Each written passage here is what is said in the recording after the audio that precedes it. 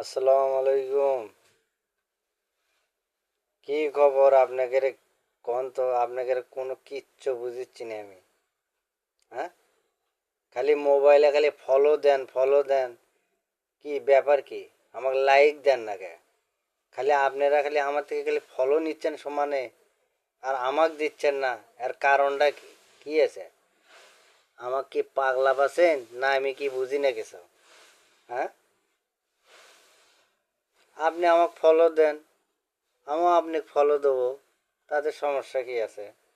এই তো, পাল্টাপাল্টি করলে তো আপনারও কাজ হয়ে যাবে, আমারও কাম হবে। সমস্যা কি আছে? খালি আপনি দিচ্ছেন আপনি দিচ্ছেন, কিন্তু আমি তো দিতেইছি।